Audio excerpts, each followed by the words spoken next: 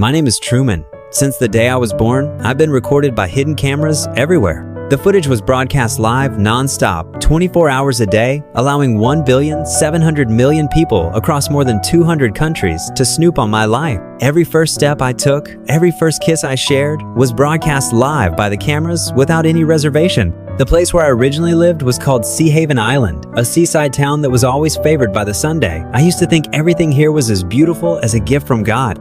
My mom would smile and cook breakfast for me. My wife would walk arm in arm with me through the supermarket. My lifelong friends would drink beer with me by the seaside. Until one day, a searchlight marked Sirius suddenly fell from the sky. I ran over to take a look and stared up at the sky for a long time, but it still looked the same.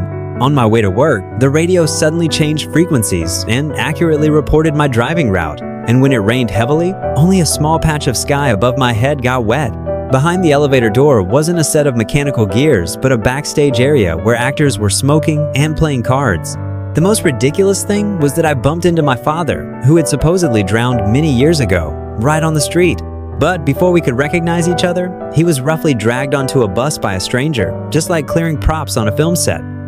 The only truly warm memory I had was the kiss from my first love.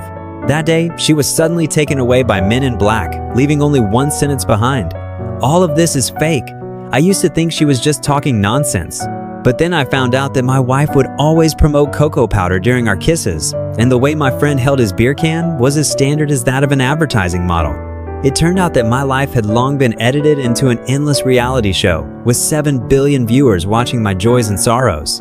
Even my privacy had become an exhibit in a showcase. I wanted to escape, but the airplane tickets were all sold out. The bus exploded, and nuclear warning signs fell from the sky. The whole world seemed to be trying to stop me from leaving. But the scariest thing wasn't the director's lies. It was the lingering fear in my heart. The shipwreck from my childhood had turned the sea into my nightmare. But when my wife held a kitchen knife from the toolbox and still didn't forget to recite an advertising slogan, I realized that it wasn't the sea that was imprisoning me, but their greed for the character of Truman. When I set sail on a sailboat and the waves crashed onto the deck like giant beasts, the director's voice came from the clouds. The outside world is just as fake. Stay here and you'll always be the star. After hearing the director's words, what I wanted to say was that I didn't want the applause of the audience. What I wanted was the real pain in my knees when I fell, an unexpected sunset, and the right to decide my own sadness. In case I don't see ya, good afternoon, good evening, and good night. I've been saying the first part of the sentence for 30 years. Today, I can finally add the second part. May you all live truly.